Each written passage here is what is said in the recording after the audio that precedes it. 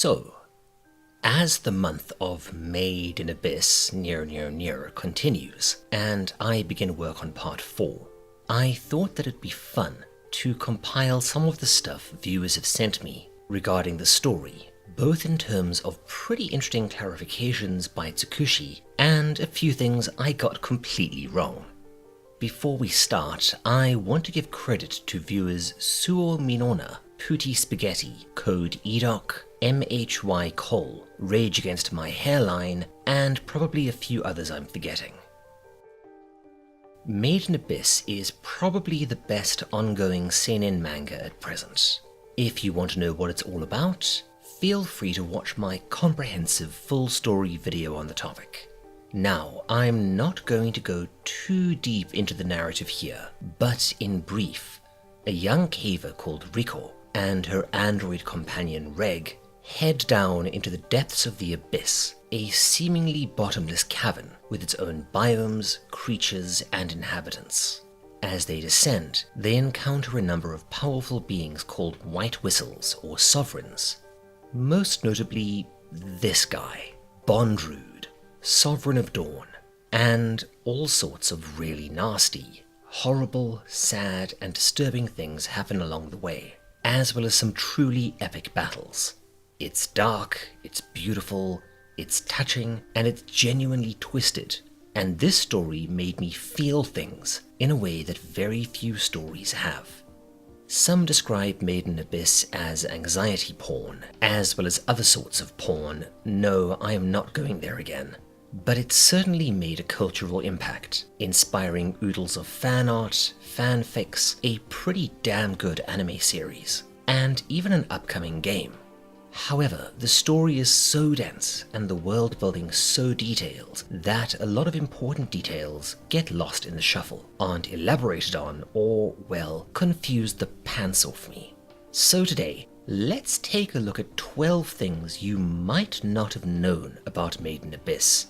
And then I'll tuck into a delicious meal of crow and go through a few corrections. Keep in mind that I'm not touching anything past what I've already covered, as Layer 6 is going to be its own thing. Without any further ado, here are 10 things you might not know about Made in Abyss. I know I didn't. Number 1. Reg's massive Essence of Light attack isn't all that dangerous to his allies. Using this souped up version of his incinerator, he blasted a hole in Edo Front, a colossal fortress that exists as a boundary between the 5th and 6th layers of the Abyss.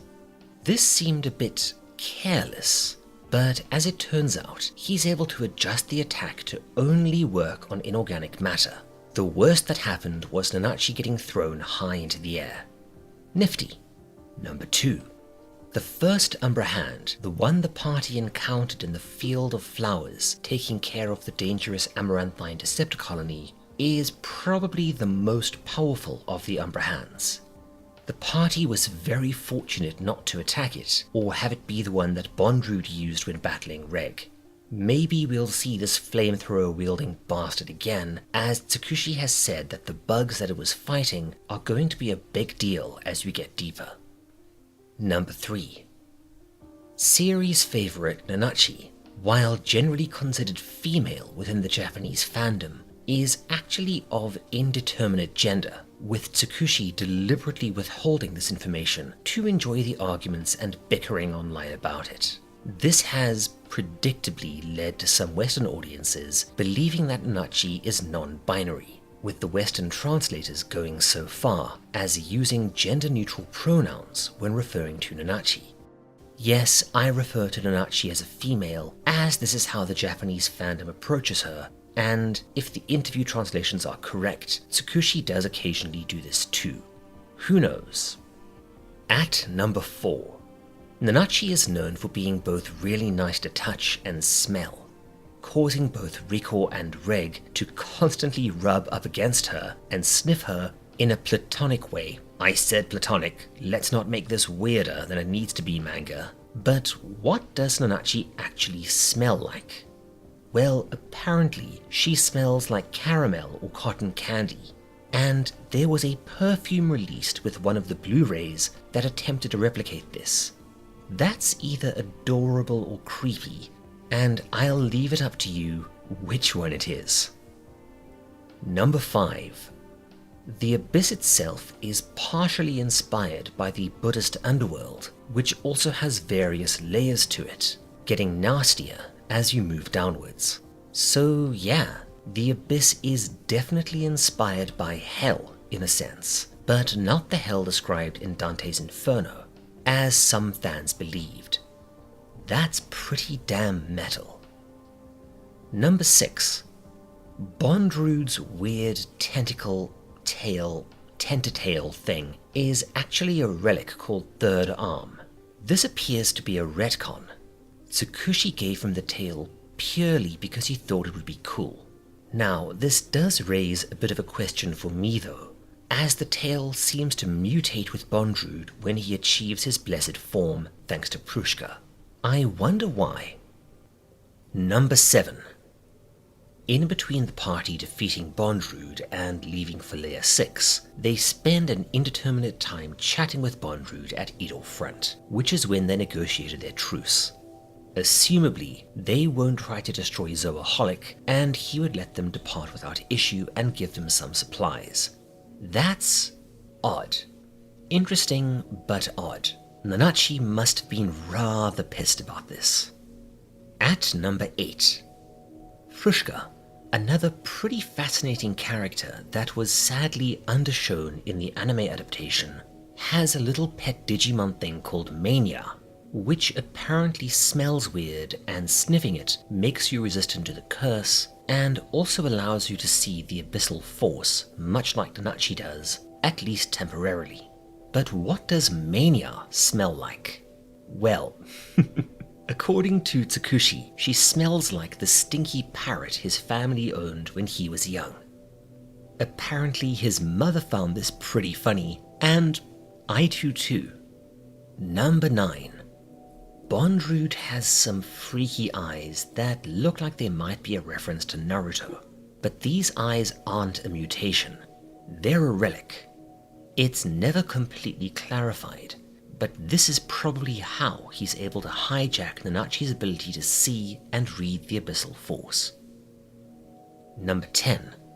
While he's not quite at Kohei Horikoshi's level of ridiculously intricate on-the-nose character naming, there are a few interesting naming trends in the story. Riko, for example, means child of white jasmine, and she also has a connection to the special, iconic flowers that grow in the abyss, which in turn do resemble white jasmine flowers. Prushka's name has some debate around it, with some thinking that it's a reference to Plushka, a sort of Russian cinnamon bun that bears a certain resemblance to her hat, while others claim that it's closer to Prushka, which is a Bulgarian word for forgiveness, which definitely has some thematic resonance with her place in the story. Nanachi's name, I'll let you decide that one in the comments. 11. Spiragmos, Bondrude's, well, let's call them laser Guyver blades, refers to an obscure literary term that best translates into ritual or sacred dismemberment. That's actually rather apropos. I wonder if Tsukushi has a bit of a literary background somewhere. Number 12. There's a Made in Abyss video game coming out in fall, and despite it being made by, oh wait, it's not Koei Tecmo, so it's not going to be a Muso. Well, I'm intrigued. I wonder if anyone would be interested in seeing me play it. And now, some corrections from my previous video series. Correction number 1. Bondrude's helmet is not a control mechanism for his minions. One of the most iconic things about archvillain Bondrude is his awesome helmet, as well as his ability to endlessly resurrect using his Umbra Hand followers to host his consciousness. At one point in the story, he apparently dies, and a nearby hand seems to replace its head with his, although it's actually just the mask. Now, I thought that this indicated that he was using the helmet to control them, but it turns out that this was for his daughter Prushka's benefit, as she had already imprinted on the helmet as her adoptive father's face. Thanks to viewer Suol Minona for this one. Correction number 2. Bondrewd is in fact capable of love for others. Sincere love, particularly his wards, despite mutilating them and turning them into his horrific cartridges by removing most of their organs, skin, and limbs. Ugh. So he's not just an evil manipulator, he's more just a truly bizarre and moderately unhinged genius. Thanks to code EDOC for clarifying. Correction number 3. Bondrewd's goal isn't simply to explore the lower layers. He has a larger overarching goal that has yet to be fully revealed. There's some sort of 2,000-year cycle involved with the Abyss, and we will likely learn more about this as the story progresses. Thanks to Pooty Spaghetti, that name, for the correction. Correction number 4. The party weren't quite as insane as I thought when they returned to Edor after getting their cheeks clapped by Bondrewd, as he was really only a threat to Reg. While he did disable recall with his shaker darts, he wasn't especially interested in harming her or Nanachi, despite wanting Nanachi to return to his side. Lastly, number 5. Despite what I said, Zoaholic is not more powerful than an Owlbard, which are apparently the strongest relics out there, and the party did not, in fact, destroy it, as they respected Prushka's final wish for peace to exist between the party and her mad scientist father. Yes, I know I said the exact opposite. Nom nom, delicious crow, nom. So that's it. 12 interesting facts about this, well, fascinating series, and 5 things that I got completely wrong. I hope you enjoyed it. Otherwise, that's me for the day. Part 4 is almost certainly going to mean me getting a whole lot more corrections, but regardless, it should be a good time, for a given value of good time. If you want to help me and Mrs. Owl out, you could always head over to our Patreon, or otherwise a like and a sub would certainly not be amiss. Cheers, take care my friends, this is the Owl, signing off.